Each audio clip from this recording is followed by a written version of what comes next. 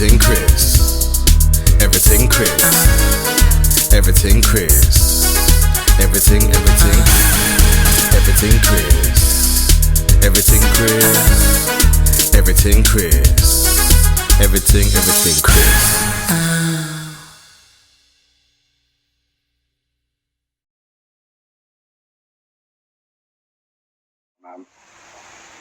Seems like Manchester taught everyone are up there, man. You know what I mean? Yeah. So, backtracking a bit, man. So, what got you into basketball anyway, man? From a young age, when did you fall in love with the game? Yeah. So, as I've heard a lot of other people say, I used to play football, right? So yeah, I've heard that phrase. Yeah. So basically, I was just all about football. My older brother, he was really good at football as well. He went to school with David Beckham. And he was on the team with him and stuff like that. So like, he was just. And to be fair, I'm a massive Arsenal fan. Like, I don't miss Arsenal games. Yeah, no, same here. Gunners. Yeah, you see what I'm saying. So, so it was all about football, and then it was crazy. London Towers come to my school, and Danny Lewis, who's one of the best BBL players I've ever seen, he did a coaching session with us.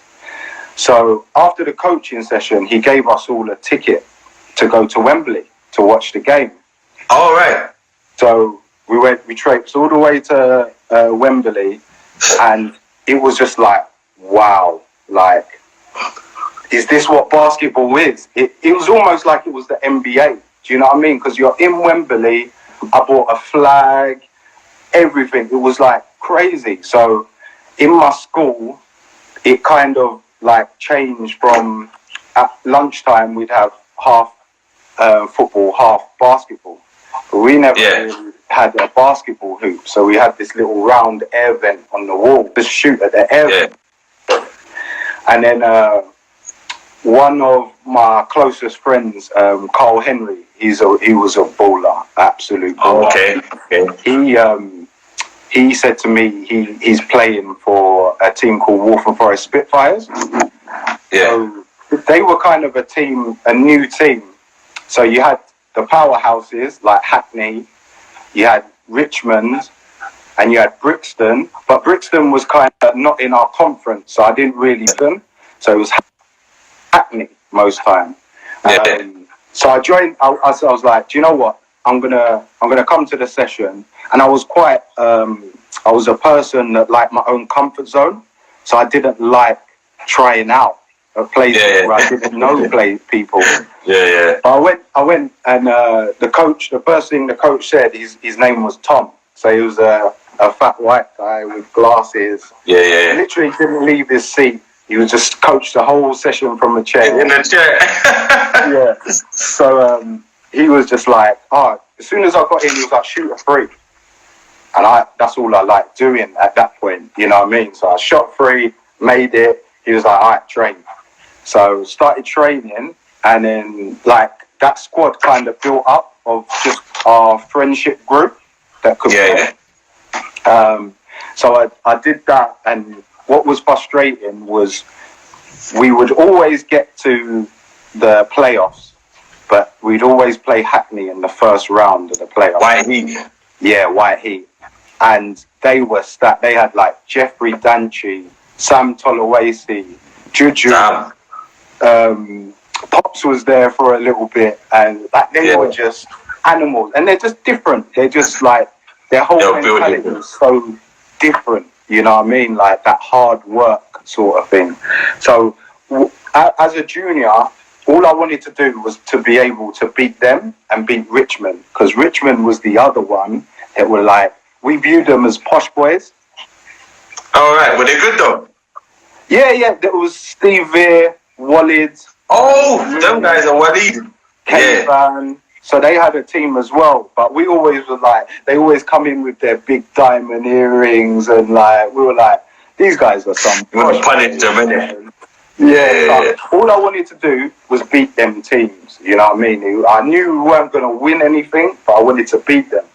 And the first time we beat Hackney was at London Youth Games, and it was such a bump, because we played 3 Hackney teams in the youth games. So like every borough had Hackney players.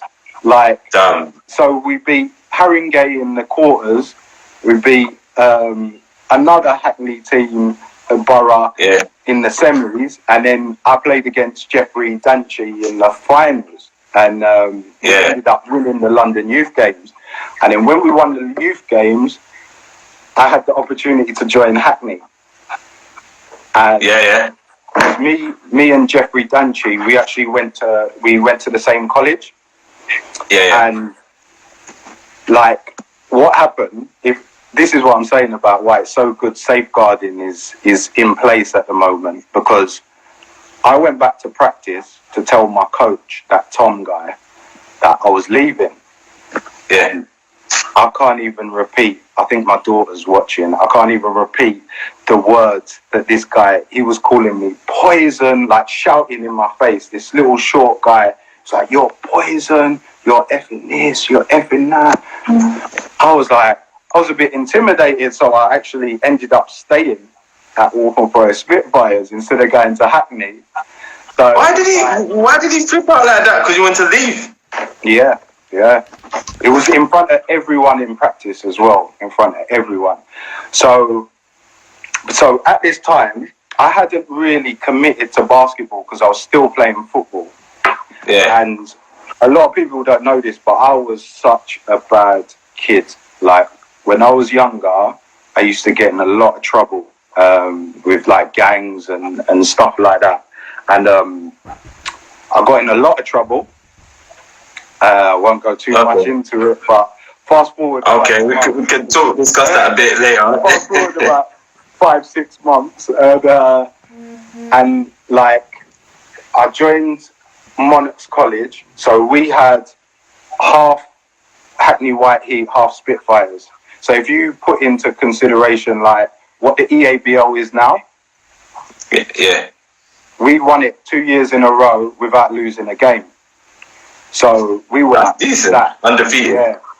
So at this point, I just joined a semi-pro team at football as well. And so you did 2 sports. It was taking its toll on my body, because back then we didn't have wooden floors and all of that playing basketball. It was concrete floor. Then I was playing football. And my mum was just like, do you know what? Like, she kind of said, like, as a question, but she was telling me, she was like, what are you going to choose? And then I was like, I was more leading towards football, because I was getting first team games for the semi-pro team. And then you start getting money and stuff like that. And my mum was like, nah, you're going to choose basketball, because at this time I had an offer to go to an academy in Middlesbrough. Now, in them times, there was no academies. There was only 2 academies in the whole of England.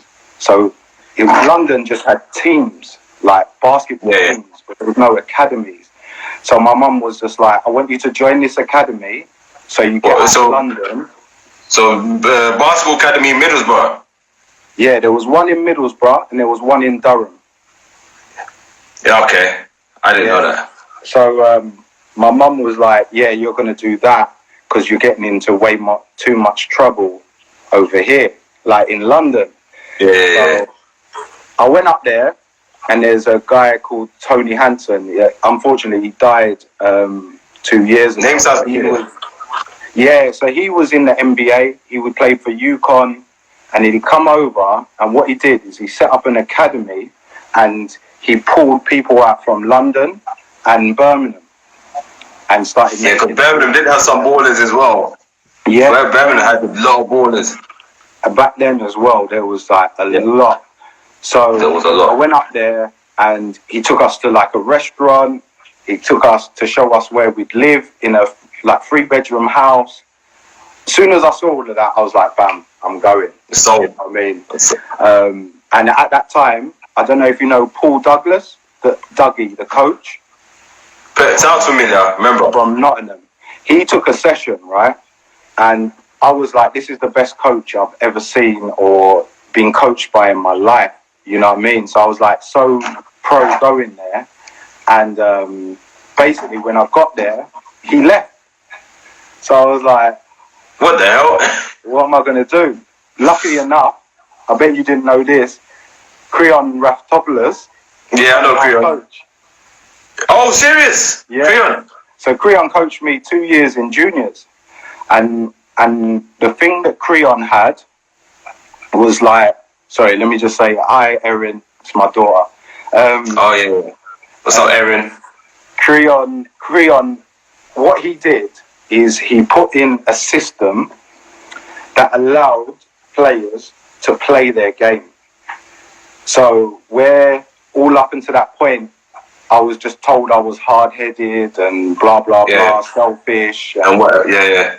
He just found a way to get, because we had so many, we had Michael Gale, Martin Gale's brother, from Birmingham as well. Okay, I know Martin Gale. I know Martin Gale. Martin is his older brother. So we had a stacked team, and he just put in a system to let us play.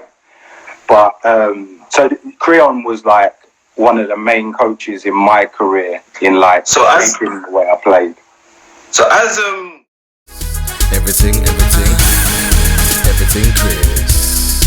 Everything Chris. Everything Chris. Everything Chris.